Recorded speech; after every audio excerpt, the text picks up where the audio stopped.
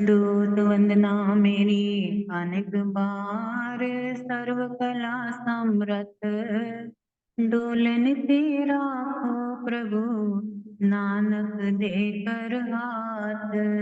ज्ञान अंजन सतगुरु दिया, अज्ञान अंधेर विनाश। हर कृपा ते संत भेटियो, होया मन परगास। तुझे अरदास हमारी, जियो पिंड सब तेरा। नानक सब तेरी वडियाई, कोई नाव न जाने मेरा। मैं खोटा साई करा, मैं अंध का भंडार। मैं अपराधी आत्मा, साई शरण संभाल। मैं अपराधी आत्मा, सतगुरु बख्शनहार।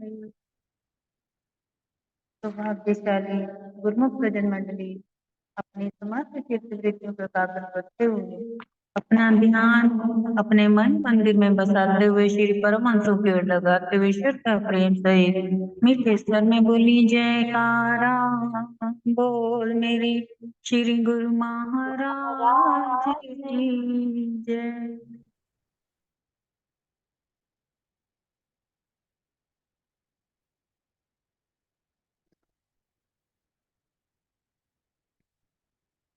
खुशियाँ लेके आया है दिन, आज खुशी से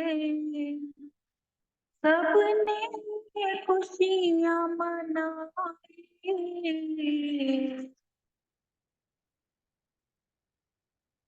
सब संगतों को इस दिन की श्री शुभ अवतरण दिवस की लाखों लाख बधाई।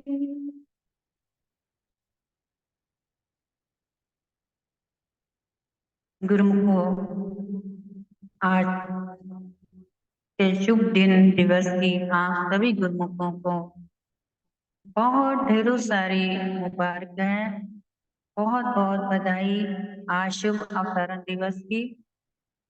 और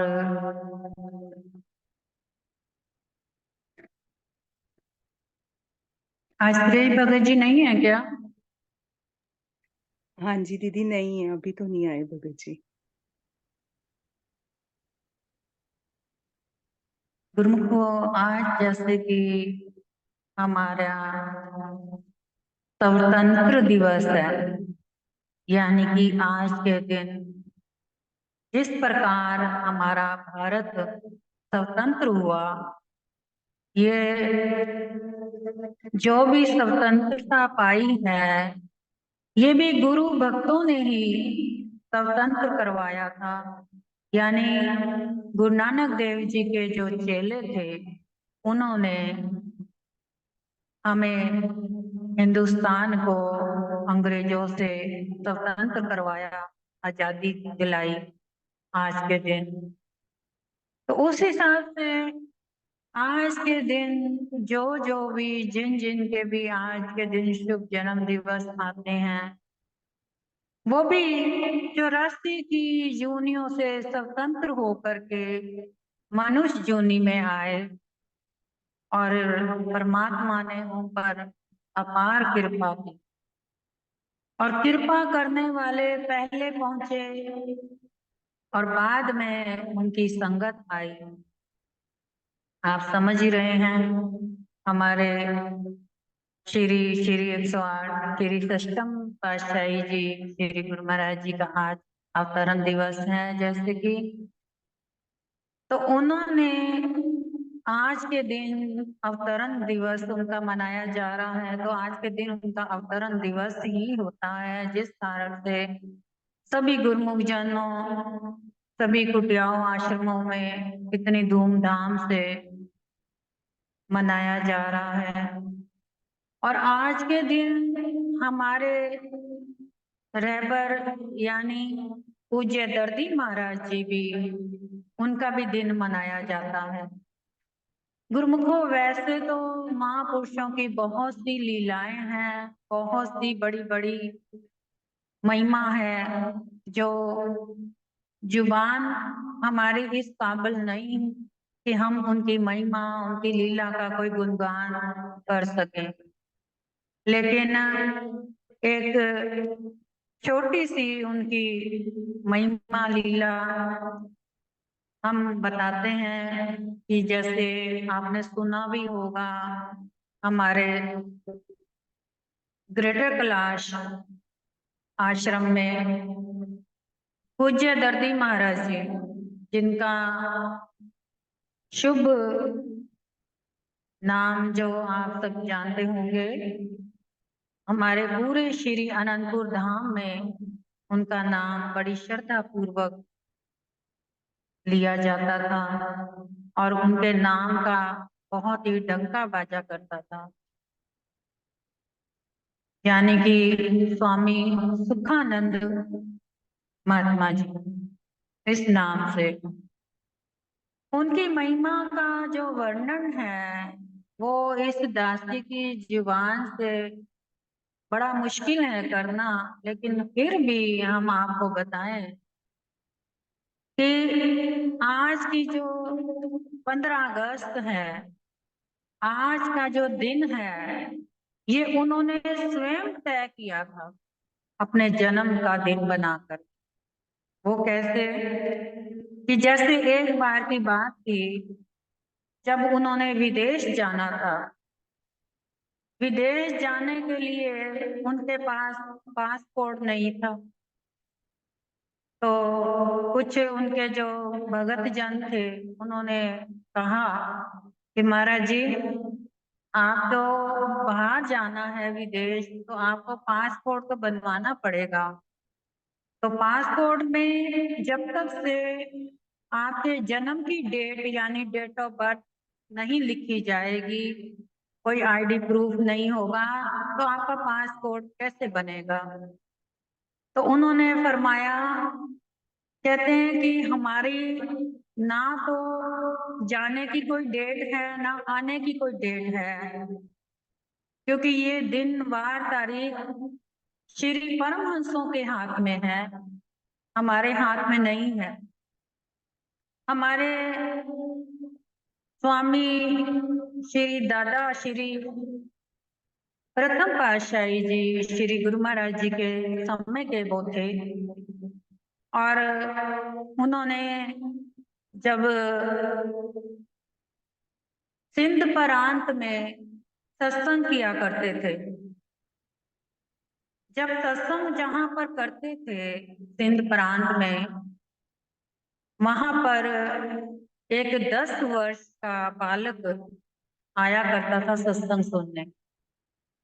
डेली रोजाना उसका नियम था उस बालक का कि आकर के वो सत्संग सुने।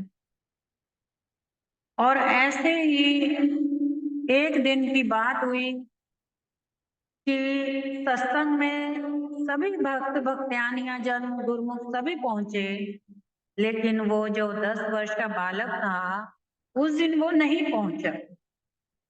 अब श्री परमहंस जी ये सब जानते थे कि रोजाना हमारे सत्संग में सभी गुरुमुख जन आते हैं, तो ये जो 10 वर्ष का एक बालक आया करता था, आज वो नहीं नजर आ रहा, तो वो कहाँ है। उन्होंने गुरुमुखों से पूछा, तो गुरुमुखों ने कुछ ने बताया कि स्वामी जी,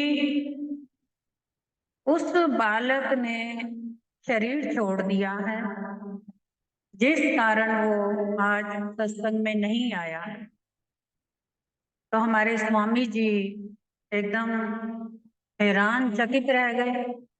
उन्होंने फरमाया कि ये आप क्या कह रहे हैं, भला वो बालक शरीर कैसे छोड़ सकता है, क्योंकि उस बालक ने तो अभी न जाने कितने अभी सेवा करनी है, कितनी रूहों का उद्धार करना है। तो भला वो बालक ऐसे कैसे इतनी आसानी से शरीर छोड़ सकता है? तो गुरुमुखो उसी वक्त श्री परमहंस जी कुछ भक्तों को लेकर के तो उस बालक के घर पहुंचे, जहां देखा कि उनके माता पिता सभी जन शोक मना रहे थे। शोक में बैठे हुए माता पिता बहुत विरह के आंसू बहाते हुए रोते हुए नजर आए।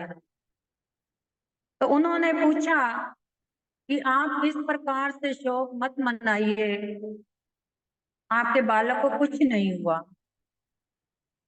तो माता पिता ने कहा कि नहीं, ये हमारा बालक अब इस दुनिया से जा चुका है, अब इसका हम अंतिम संस्कार करने जा रहे हैं, तो आप हुक्म दीजिए, हमें कि आज्ञा दीजिए कि हम इसका अंतिम संस्कार करें।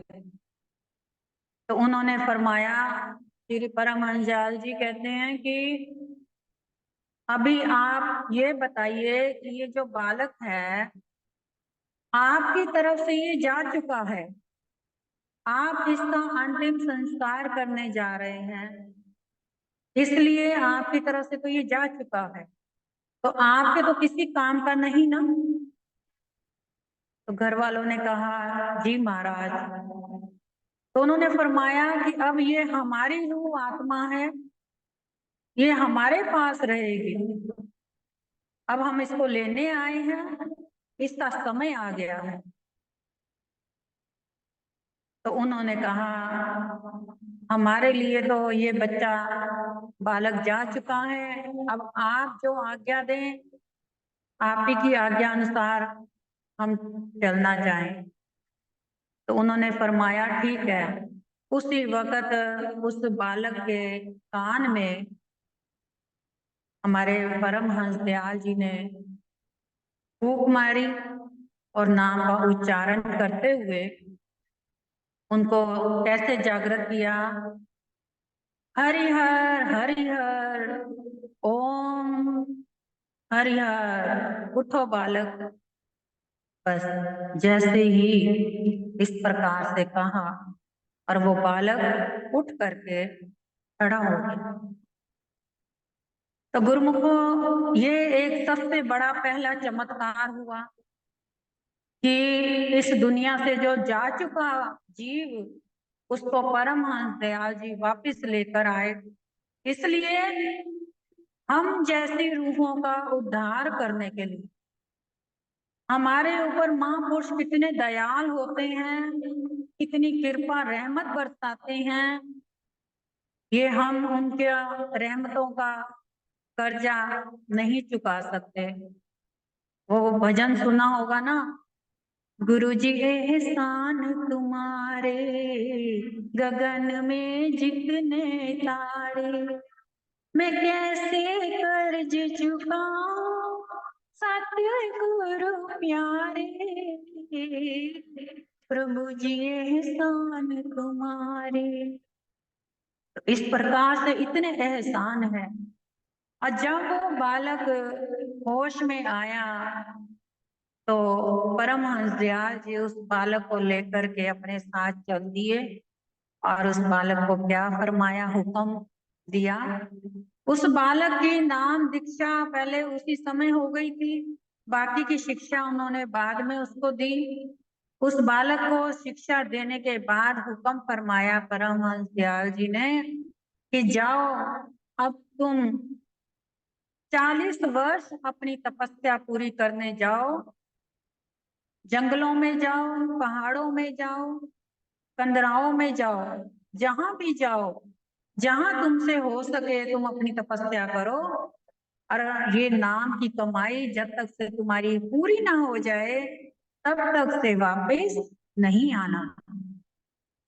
तो वो 10 वर्ष का बालक जब 40 वर्ष जंगलों में तपस्या करने रह गए तो करते करते उनका शरीर जवान हुआ, धीरे धीरे ओड़ अवस्था को भी आने लगा। तो फिर समाधि में लीन रहे करते थे। समाधि में लीन रहते थे, जंगलों में पेड़ पत्तों के जैसे फल पत्ते कुछ भी खा के गुजारा कर लिया। इस प्रकार से जीवन उन्होंने व्यतीत किया। और जब समाधि में लीन हुए, एकदम उनके ध्यान में श्री परमहंस दयाल जी आए और उन्होंने आकर के उनको जागृत किया कि बालक अब जाओ, अब तुम्हारी तपस्या पूर्ण हो चुकी है। अब वो रूहें तुम्हारा इंतजार कर रही हैं, जिनके लिए तुम इस तपस्या करके साधु बन चुके हो, और असल साधु वेश तुम्हारा अब तैयार हो चुका है। गुरुमुखो, इतनी कठिन भक्ति, इतनी कठिन तपस्या आज के युग में 40 दिन तो छोड़ो, कोई 4 दिन भी करके दिखा दे, ऐसी तपस्या कोई नहीं कर सकता। और जब वो आए तो उन्होंने आते सार ही पहले तो परमहंस दयाल जी को ढूंढा। वो तो मिले नहीं उनको, क्योंकि वो तो शरीर छोड़कर जा चुके थे। जब वो आए तो उन्होंने दूसरी पातशाही जी उनसे मुलाकात की। फिर जब उन्होंने आज्ञा दी उनको कि जाओ, अब जहां भी जाकर स्थान बनाना है बनाओ, और आप अपनी जितनी भी रूहें हैं उनका कल्याण करना आरंभ कर। उन्होंने वहां से आज्ञा पाई और हम जैसी रूहों का उद्धार करने निकल पड़े। उसके बाद गुरुमुखों, उन्होंने पहले तो दिल्ली में लाल कुएं पे उन्होंने आश्रम बनाया, एक छोटा सा। वहां पर बहुत संगत एकत्र करी। वहां से फिर संगत इतनी एकत्र हो गई, उसके बाद वो जगह कम पड़ने लगी, तो उन्होंने ग्रेटर कैलाश, वहां की जगह उनको समझ में आई कि वहां की रूहें, वहां की धरती उनको पुकार रही है, तो वहां जाना जरूरी है। तो वहां पर जब गए तो उन्होंने ये सोचे कि बिना पैसों के उन्होंने वहां की जगह का भी इंतजाम किया, और बिना पैसों के वो इतना बड़ा आश्रम भी तैयार किया। किसी से कोई सेवा नहीं ली, किसी से कोई कुछ नहीं डिमांड करी, केवल अपनी भक्ति, अपनी कमाई के बल पर उन्होंने वो आश्रम तैयार किया। धन्य है वो ऐसे संत महान, और धन्य है उनकी संगतें, रूहें, जिनका उन्होंने किया आकर के कल्याण। तो ऐसी संतों पर वारी वारी जाना चाहिए कि जो ऐसे पूर्ण संत मिलते हैं। और फिर उसके बाद उन्होंने एक 2 रूप बना लिए। एक अपना जो साधु वाला था उनका, इतनी उनकी तपस्या हो चुकी थी कि वो अपना रूप भी बदल लिया करते थे, यानी उनकी दिव्य दृष्टि खुल चुकी थी। वो हर तरफ का, तीनों लोकों का ध्यान करते थे, और हमें भी हर बात से चिंतन करके हमारे भी ज्ञान के चक्षु खोला किया करते थे, हम जैसे सभी गुरुमुखों का। धीरे धीरे वो कुटिया भी तैयार हुई। जब भी मजदूर लेबरों ने पैसे मांगने, तो उन्होंने हुक्म देना कि जाओ, हमारा जो जोड़ा पड़ा हुआ है ना, जितने पैसे चाहिए वो जोड़ा झाड़ लो, और जो उसमें से निकले उतने ले लो। तो गुरुमुखो, इस प्रकार से उनकी महिमा। फिर बात आई कि जब उनका 15 अगस्त का दिन था, पासपोर्ट बनना था, तो उनको भक्तों ने, गुरुमुखों ने कहा कि आपके पासपोर्ट की डेट ऑफ बर्थ बताइए। तो हमारे महाराज जी फरमाने लगे, हंसने लगे, कहते हैं हम कैसे बताएं, क्योंकि हमारा जन्म कब हुआ ये तो हमें भी नहीं मालूम। क्योंकि जिस बालक की 10 वर्ष पहले मृत्यु हो गई, उसके बाद फिर से जन्म हुआ, उस वक्त ना कोई समा, ना टाइम, किसी चीज का भी कोई हिसाब नहीं रखा जाया करता था, केवल यादें रह जाती थी, किताबों के लिखे हुए पन्ने नहीं रहा करते थे। तो उन्होंने बताया, पूछा कि गुरुमुखो आज कौन सा दिन है? तो गुरुमुखों ने बताया, आज 15 अगस्त है स्वामी जी, आज के दिन हमारा आजादी दिवस है, आज पूरा देश आजादी का दिन मना रहा है। तो फरमाते हैं कि जाओ, आज से जितनी भी हमारे संपर्क में रूहें आई हैं उनको भी हमने आजाद किया, हम भी 84 से आजाद होकर के आए हैं और तुम्हें भी सबको आजाद किया। तो गुरुमुखो उन्होंने उस दिन को अपना दिनवार चुना और अपना उसी दिन को जन्मदिन आरंभ किया। तो वही डेट उनकी लिखी गई, जबकि जन्म तो न जाने कौन सी तारीख का था। इसी प्रकार अंदाजे से उन्होंने अपना दिन रखा, लेकिन उनके होते हुए कभी भी कोई जन्मदिन, अवतरण दिवस ये सब नहीं मनाया करते थे, क्योंकि उनको इन चीजों का कोई शौक नहीं था। वो केवल ये चाहते थे कि हम भक्ति की कमाई करने आए हैं, अपनी रूहों का उद्धार करने आए हैं और उनको आकर के हम जागृत करें और उनका कल्याण करें और अपनी रूहों को अपने साथ लेकर के सचखंड पहुंचे। तो जब वो गए इस दुनिया से तो 135 वर्ष की आयु पूरी करी उन्होंने, और इतनी भक्ति की कमाई थी उनकी कि जहां जहां से वो निकल करके जाते थे उनकी भक्ति की खुशबू इतनी आया करती थी कि जब गली मोहल्ले वाले जो थे वो भी पूछा करते थे कि यहाँ से कौन संत निकल करके गए हैं, ऐसे कौन से पहुंचे हुए महापुरुष निकल के गए हैं कि जिनकी इतनी यहाँ पर महक छा रही है,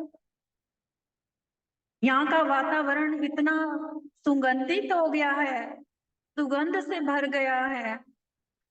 तो गुरुमुखो ऐसे ही कोई कमाइयां नहीं होती छोटी मोटी, जब महापुरुष कोई बड़ी कमाइयां करके आते हैं तो उनके संपर्क में अगर हवा भी आ जाए तो हवा का भी कल्याण कर देते हैं, तो हम जैसे जीव तो वैसे बहुत बड़ी बात हो जाती। तो इस प्रकार से हमारे महापुरुषों की बहुत सी महिमाएं हैं, बहुत सी लीलाएं हैं।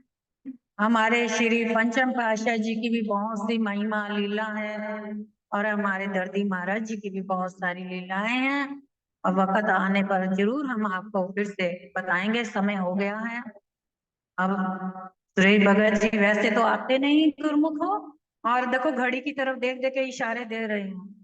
चलो ठीक है गुरुमुखो, आप भी इस प्रकार से यादों को अपने अंदर बसाएं और ऐसे महापुरुषों का आज के दिन हम नमन करते हैं और उनके चरणों में दंडवत प्रणाम करते हुए, नतमस्तक होते हुए अपने सभी गुरुमुखों का हित चाहते हैं और सबका कल्याण हो, और हमारा भी मार्गदर्शन हमारे पूज्य दत्ती महाराज जी करते रहें। आप सबका भी मार्गदर्शन।